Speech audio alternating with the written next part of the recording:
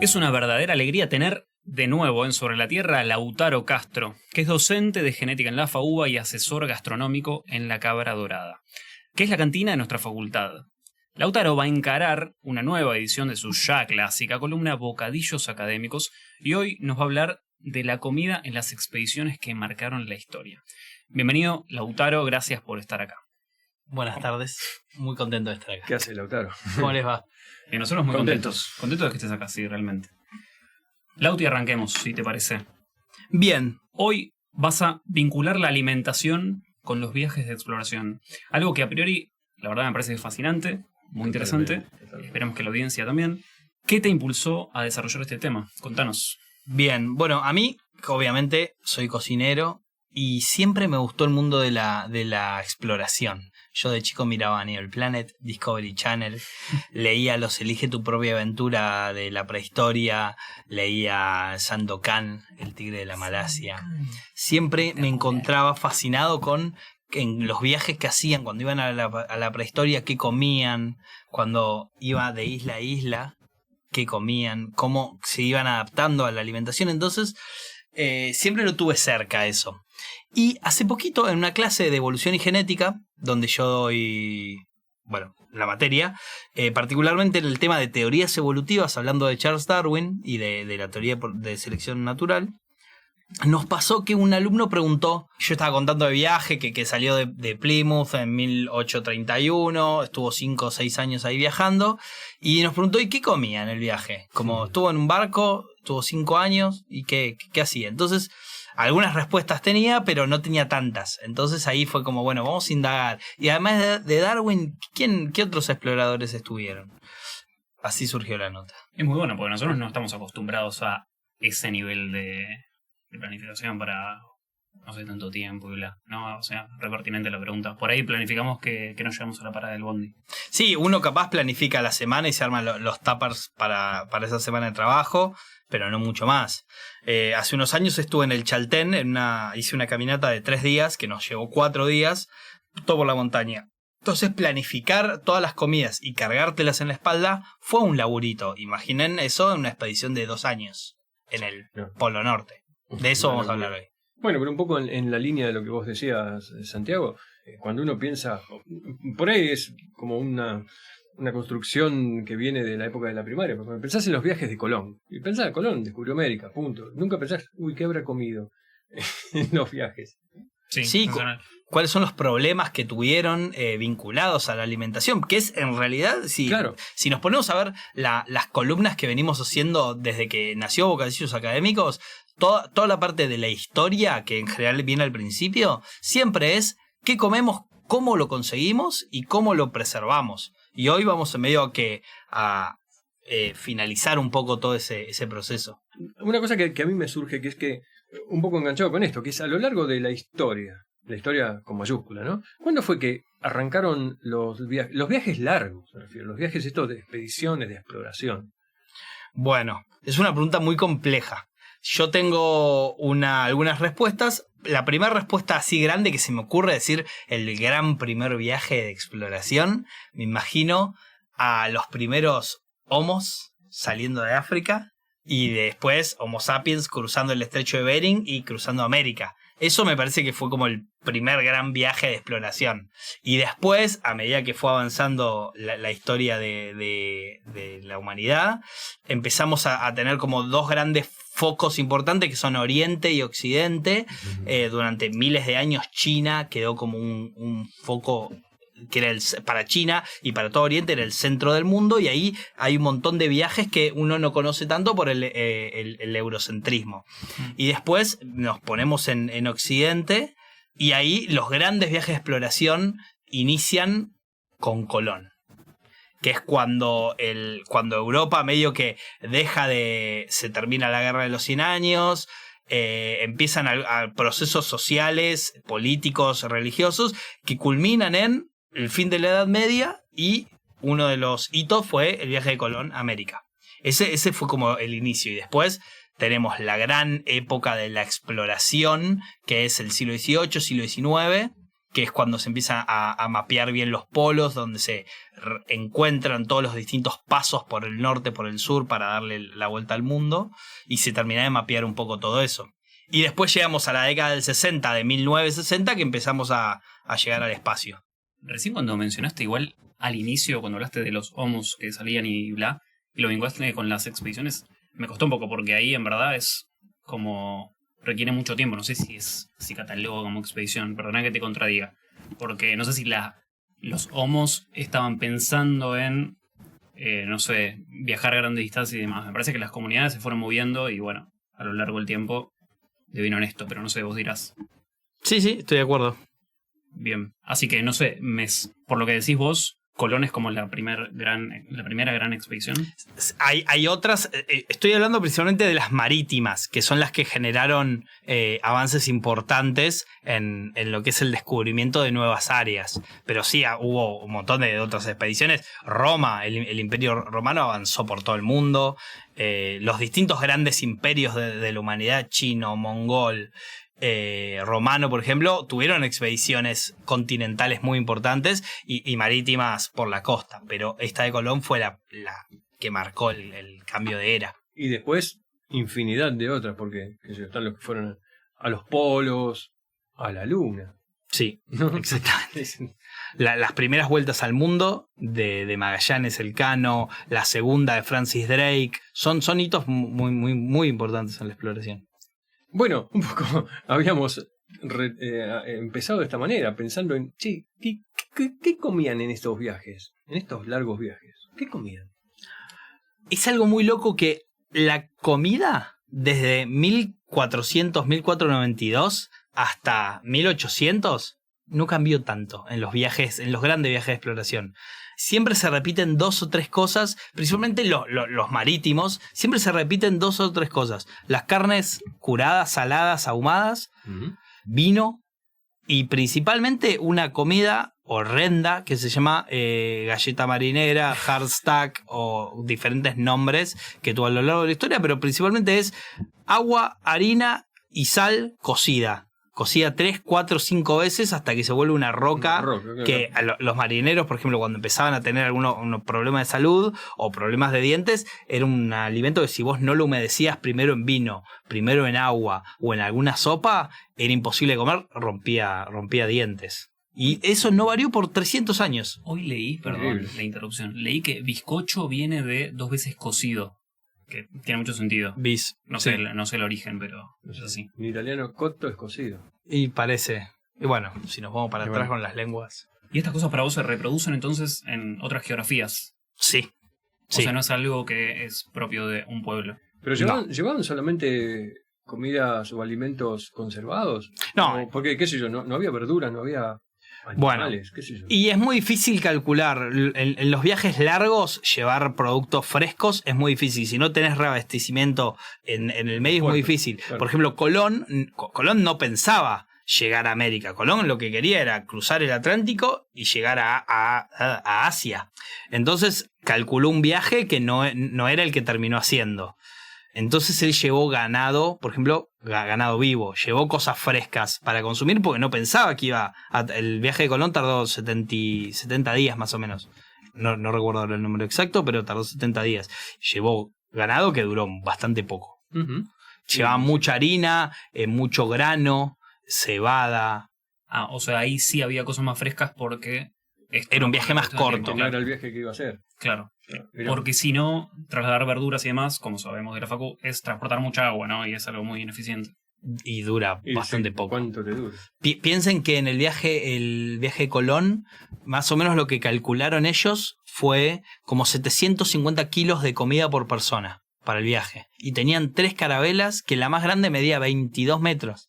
Y las otras llegaba apenas a 20. Eran chiquitas. Eran muy chiquitas.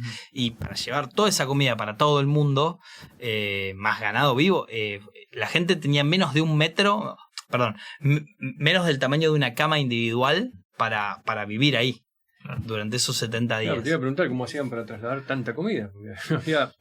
En peso había muchísimo más peso en comida que en persona. Sí. Y rápidamente la humedad en los barcos, porque eso se lleva en las bodegas, en la parte de abajo, que parte de eso está sumergido. Por más que esté impermeabilizado, hay humedad. Entonces rápidamente los gusanos empiezan a acabarse con la comida. Si es agua fresca, rápidamente se honguea. Ratas, alimañas de todo tipo empiezan a consumir.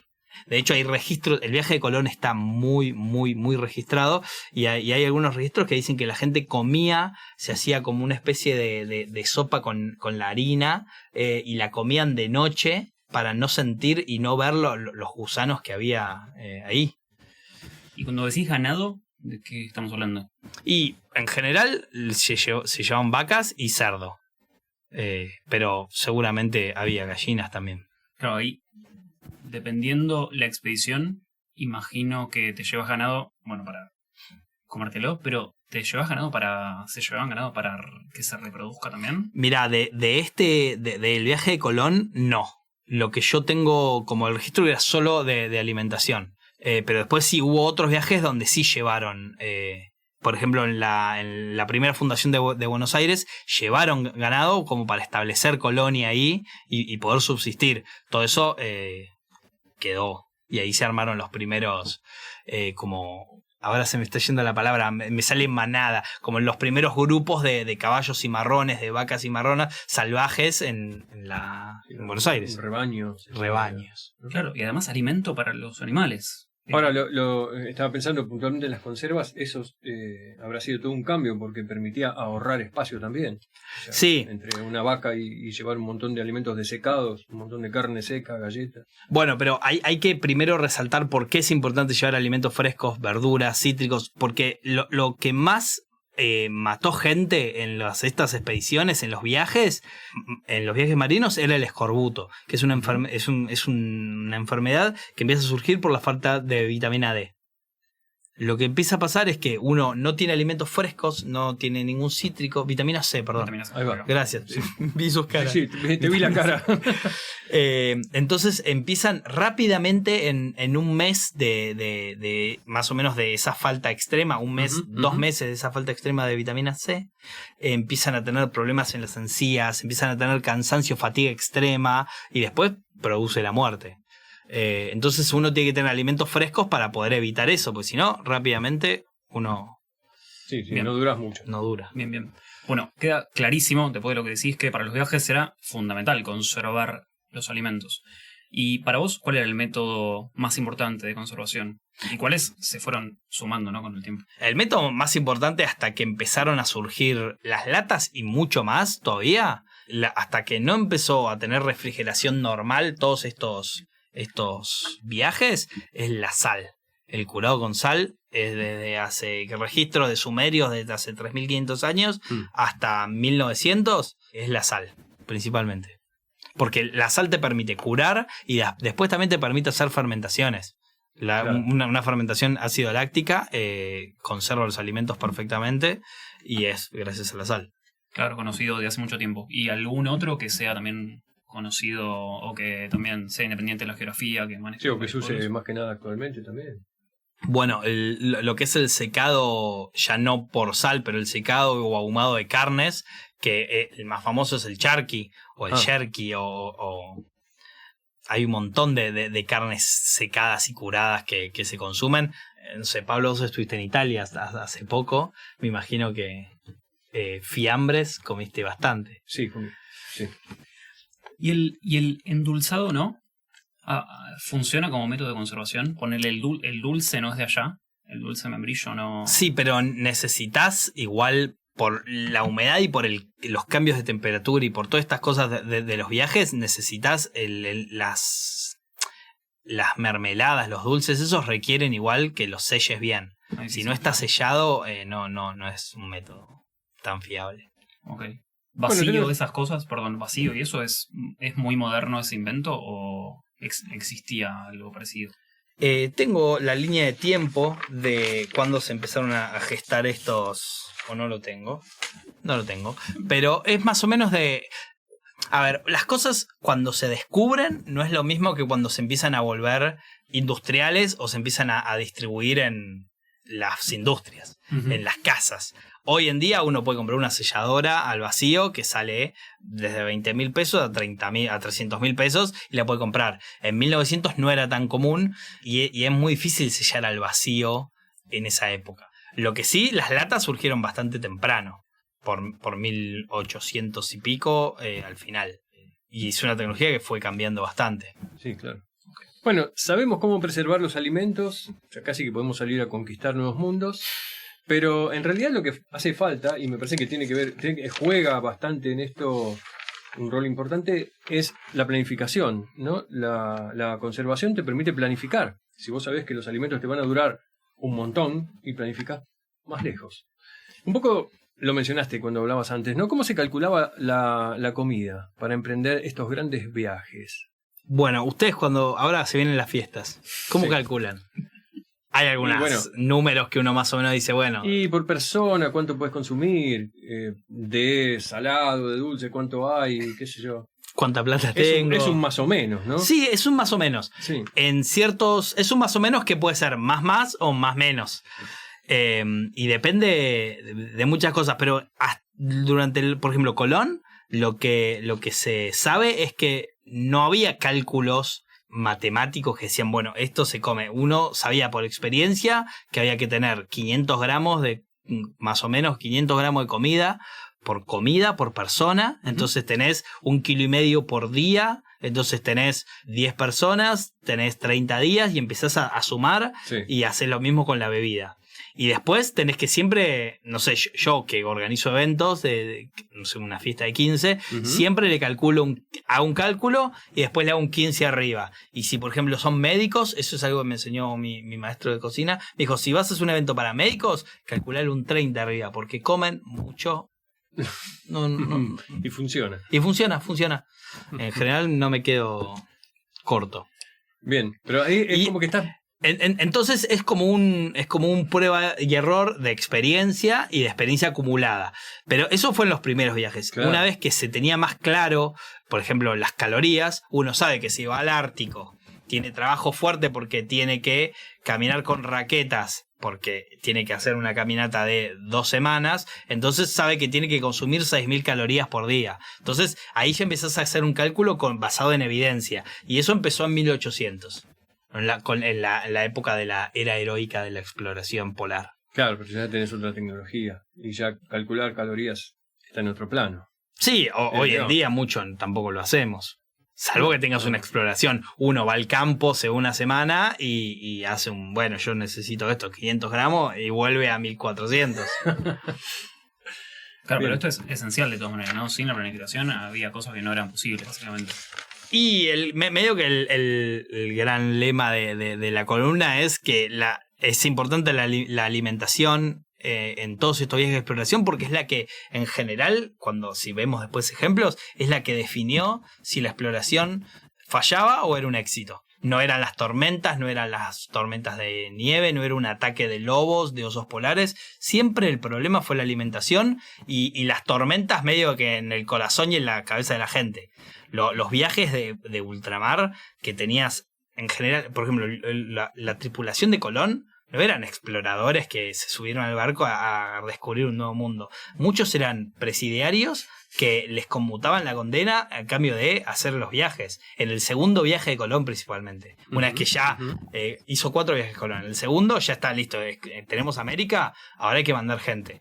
Y bueno, ustedes están presos, les conmutamos la condena, vayan allá a hacer una nueva colonia.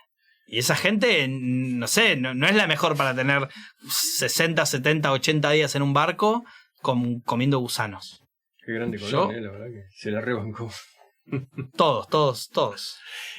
Lauti, ahora sí, metámonos de lleno en las expediciones que nos habías adelantado. Hace unos minutos mencionaste muchos ejemplos, pero quería preguntarte cuáles más te venían a la mente.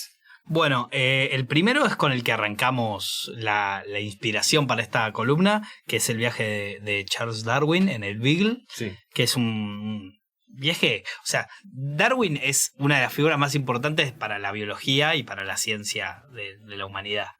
Es un viaje que duró 5 años, que le dio la vuelta al mundo. No tuvo tantos problemas como otros, pero está recontra súper documentado todo lo que Darwin hacía. Entonces está documentado todo lo que comía, todo lo que intentó comer, todo lo que cazó, todo lo que juntó, todas las muestras que tomó. Entonces es un caso recontra interesante. ¿Darwin cazaba? Darwin cazaba, yo siento que es mi espíritu animal.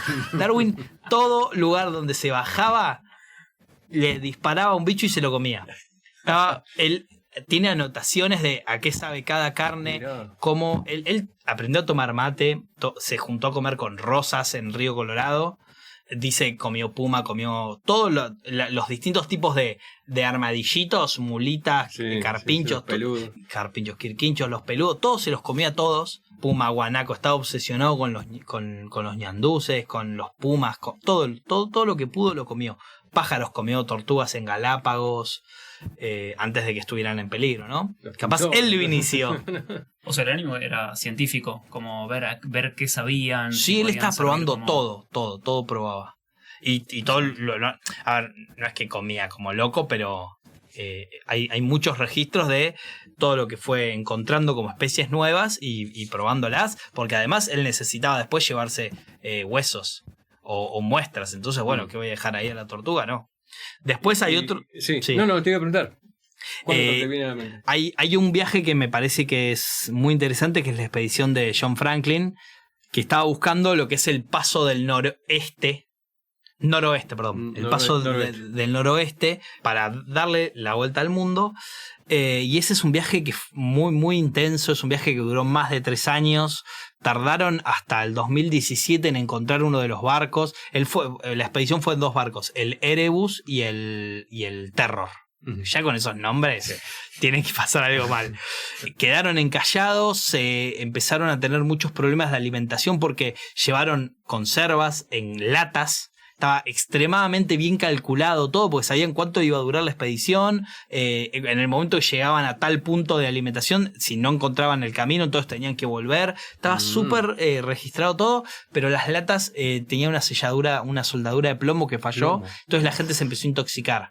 Entonces, entre pasar 2 años o 1 año y pico varados en medio del hielo sin tener un horizonte que es hielo, al otro lado hielo, a los arriba hielo, y encima te empezás a volver loco por la intoxicación con plomo.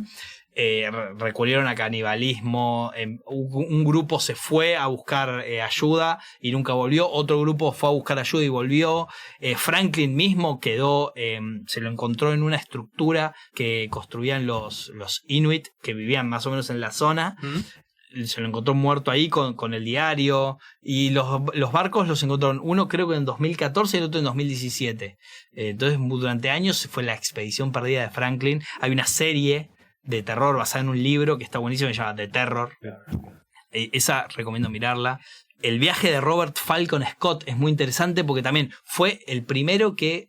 No fue el primero que fue a la Antártida, él murió, fue una investigación fallida, pero es muy interesante, fue el primero en encontrar fósiles de árboles en la Antártida, mostrando cómo en algún momento toda esa zona, y después con los conocimientos, o antes en realidad con los conocimientos de la deriva continental y cómo fue cambiando la biogeografía del mundo, de la historia natural, había árboles en la Antártida. En 1800 y pico, 1830 y pico encontró eso. Un héroe británico realmente. Y después los más cercanos a nosotros, que son los viajes de Perito Moreno, de Ameguino, que lo que hicieron fue medio que mapear toda nuestra zona sur de la Argentina. Y ellos también, hay muchos, no hay registros tan detallados de cómo comían y de lo que comían, pero sí registro de cómo llevaban las cosas en mula, cómo llevaban a caballo, cómo se vinculaban mucho, a diferencia de la mayoría de, por ejemplo, Franklin no tuvo mucho contacto con los Inuit. Franklin era, yo tengo mi comida, tengo mi gente, somos británicos y venimos a investigar. Perito Moreno, Ameguino, lo que hicieron fue llevar un poco de comida y trocar, comprar, cambiar, cazar y vivir y mapear ahí por decenas de años que iban, volvían y probablemente tuvieron problemas de alimentación, pero siempre encontraron el vínculo con otras comunidades que siempre fue mejor que no tenerlo. Y después un caso emblemático que es el de Lewis y Clark, que salieron del norte centro, medio que este de Estados Unidos, y cruzaron las montañas y llegaron al Pacífico. Y ese fue un viaje emblemático porque ellos también tenían todo anotado. Entonces hay una lista que muestra todos los animales que cazaron durante los más o menos 2 años y 4 o 5 meses que duró ese viaje. Cazaron más de 3.000 animales, dice, cazamos 18 lobos, uno nos lo comimos, 255 alces, 4.000, no sé, urogallos. Perros. Claro, todo está registrado. Perros de indígenas. Ellos tuvieron una guía que fue, siempre la pronuncio mal, que es Saskatchewan, probablemente la pronuncié mal, que fue una guía que era esposa de uno de los que viajaba en la expedición de Lewis y Clark, una esposa que fue tomada a los 13 años, una esclava básicamente, pero los guió con un conocimiento impresionante de plantas medicinales, de lo que se podía y lo que no se podía comer, de cuándo venían las tormentas, de las montañas. Entonces, otra expedición que fue un éxito gracias al intercambio con otras comunidades. ¿Se salió de Luisiana? De Luisiana. Perdón, mencionaste antes, en la primera parte, algunos puntos en común de todos los viajes. ¿Hay otra cosa que no hayas mencionado que compartían todas estas expediciones? Bueno, ¿En cuanto a la comida o...? La mayoría de lo que compartieron fue el por qué. ¿Por qué un grupo de gente va a subirse a un barco o 5 barcos con 250 tripulantes a darle la vuelta al mundo? ¿Por qué van a irse a la Antártida a buscar fósiles de árboles? No era el objetivo de Scott, pero fue uno de sus resultados. ¿Por qué Francis Drake, que era un corsario inglés o un pirata, dependiendo de si sos español o inglés, va a querer darle la vuelta al mundo? En general siempre es medio que el fama y poder. Poder económico, poder social. Ninguno de estos tipos va a hacer nada de eso si no tiene un espíritu de trascendencia, de trascender, de marcar algo en la historia. La verdad que para mí es eso, fama y poder. Más allá de la alimentación, que como dije antes, durante 300 años medio que fue muy similar lo que se comía en estos viajes de ultramar. ¿Cómo hacían para ponerle onda? Porque hay que comer una carne salada, reseca, porotos, qué sé yo. Había recetas, planificaban. Eso también era parte de la planificación, por ejemplo, tener recetas para no comer todos los días. Bueno, más o menos. ¿Por qué? En el barco vos no podés mucho que cocinar. Primero que el barco se mueve. Colón tuvo olas de 30 metros. Entonces, imagínate hacer un fuego en un barco de madera que tiene olas. Entonces, la mayoría de las comidas calientes que se consumían eran cuando el mar estaba calmo y de día. Y en general no sucedía. Entonces, no había mucha forma de ponerle onda a las comidas. Y te la tenías que bancar. Lo que sí hay registros interesantes son del viaje de Lewis y Clark, de algunas comidas que fueron haciendo a lo largo de todo el recorrido, que principalmente las cocinaba un hombre que era americano-francés, que era el marido de Saskatchewan. Por ejemplo, tiene una salchicha, hay un registro de unas salchichas de búfalo, que es con intestino de búfalo, la carne medio que picada a cuchilla, grasa y los condimentos mismos que iban consiguiendo en el viaje. Y eran salchichas, pero bueno, parece que el registro dice que es una de las cosas más ricas que comieron en el viaje. Después hay una especie de lo que nosotros le decimos el crumble de manzana. Bueno, hicieron algo muy similar al crumble de manzana, que en Estados Unidos hay una cosa que es el cobbler, que es peach cobbler o apple cobbler, que tiene un crumble medio que parecido, no es lo mismo. Bueno, hicieron algo parecido con bayas silvestres, que en toda esa zona de Estados Unidos hay un montón de berries. Entonces juntaron todo lo que podían y armaron ese cobbler, que es el pudín improvisado. 1805 lo hicieron. Tengo ganas de buscar hay que el buscar registro y hacerlo. Y hay, lo que dice ese registro es que uno de los jefes indígenas de ahí dice que es la mejor cosa que había probado en casi toda su vida. Perdón, Lau, y yendo a algo, volviendo un poquito más local, más cercano de acá, los viajes de Fundaciones de Buenos Aires, alguna comida que destaques de ahí, o de, no sé, Magallanes. Bueno, una de las comidas más interesantes que hubo en la primera Fundación de Buenos Aires, podemos hacer como un repaso. Vienen en déjame ver para no tirar cualquier fecha, porque Si me estás tomando examen, mirá que voy a fallar. Sí. 1500. 1500. 1536. 36. Pedro de Mendoza vino con un grupito de gente, llegaron a las costas de Buenos Aires, los recibieron los querandíes, tuvieron más o menos 15 días con los querandíes, joya. Los recibieron. Los recibieron más o menos 1000 tripulantes, 1000 viajeros, 1000 exploradores, 1000 colonos. Llegaron, los querandíes los recibieron, los alimentaron y los tuvieron 15 días. La mayoría de estos tipos no eran exploradores que venían a buscar gloria, eran nobles. Entonces vinieron a ser atendidos. Lo que pasó es que cuando los querandíes dijeron, bueno, muchachos, váyanse a su casa y armen su casa y déjennos vivir, les empezaron a reclamar que los tenían que atender. Entonces los querandíes dijeron, no, y ahí empezó el combate. Y lo que hicieron fue un sitio a lo que era la Buenos Aires, y tuvieron meses con hambruna, y las comidas más interesantes de ahí fueron comer cuero de zapatos, comerse a ellos mismos. Entonces ahí fue como, por eso Buenos Aires se fundó 2 veces, porque la primera fue medio que un fracaso. Se terminaron comiendo los españoles. Era inesperado hablar de comida. El libro de Ulrico Schmid, El viaje al Río de la Plata, es buenísimo. Vamos a pegar un salto temporal, porque viene el momento cabra. A mí me gusta el momento cabra. Como pensando en toda esta herencia, ¿no?, que recibimos de la conservación de alimentos a través de los siglos, ¿cómo se traduce esta herencia a lo que es la alimentación diaria de los estudiantes, las estudiantes de la facultad, en la cantina? Bueno, hay algo interesante en lo que es la alimentación, que está medio que es un proceso que está dando hoy en día. Durante muchos años, como las distintas culturas fueron evolucionando en la forma de comer, pero estaban bastante aisladas. Entonces, por eso tenemos la cocina italiana, la cocina francesa, y después con ese crisol y mixtura está la cocina argentina o la cocina porteña del norte.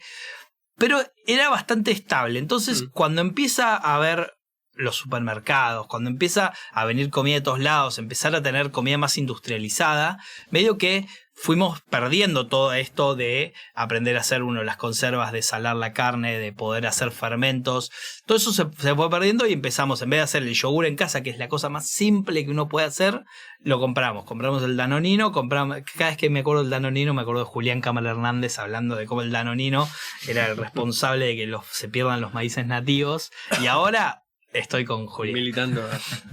Entonces uno compra el potecito de yogur y ya no prende. Y los últimos años lo que estoy viendo es que ahora está volviendo eso. Está volviendo a hacer el yogur, está volviendo a aprender a salar, a fermentar. Los fermentos están apareciendo como chistas, son super comidas. Probióticos. Son probióticos, son alimentación esencial para uno estar bien. Entonces, un poco en la cabra lo intentamos poner. Hay algunas cosas que fueron fallando, otras cosas que tuvieron sus complicaciones, pero en su momento hicimos yogur. Es un producto que terminó como rotando rápido. Hemos hecho mucho encurtido. Tenemos.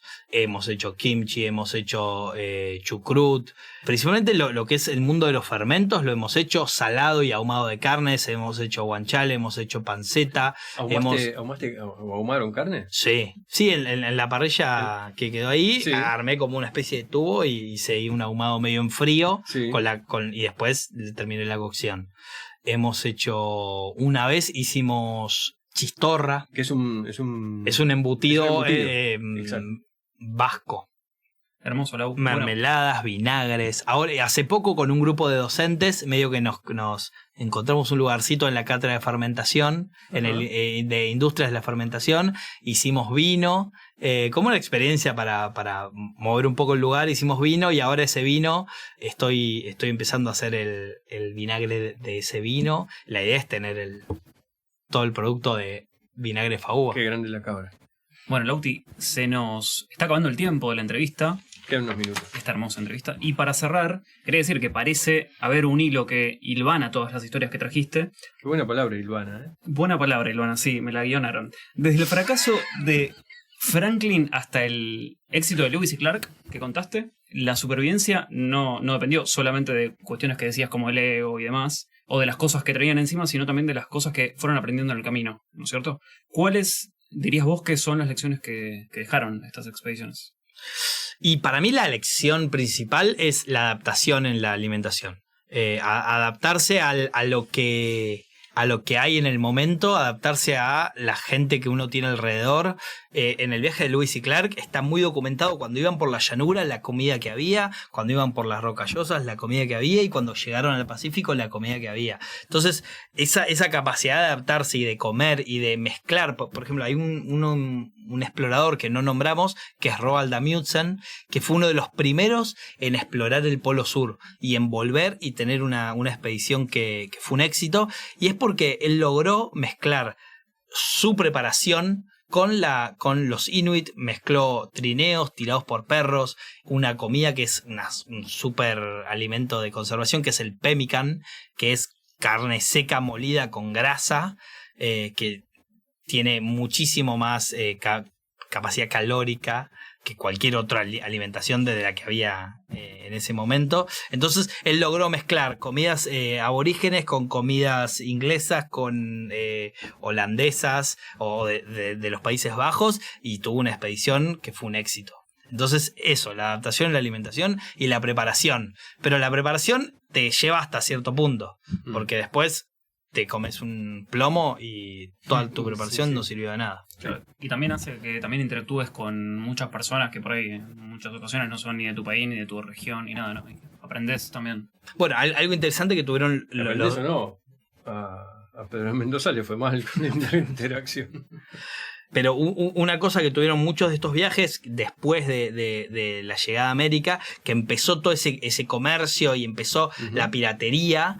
Había barcos donde tenías gente de todas las nacionalidades de Europa, con mestizos, con esclavos. Entonces tenías una combinación y ahí surgió el ron, surgió los bucaneros que mezclaban las comidas nativas del Caribe con las comidas africanas, con las comidas de Europa. Claro. Entonces, impresionante. Bueno, Lau, nada, me pareció sensacional la columna. Te agradecemos una vez más por haber estado acá en Sobre la Tierra y te esperamos prontito. Dentro de muy poco. Estoy muy contento, muy contento. Nos pone muy contentos a nosotros que te pongan contento. Así que, si te parece, vamos a un corte y te quedas para el cierre del programa, ¿crees? Dale, gracias.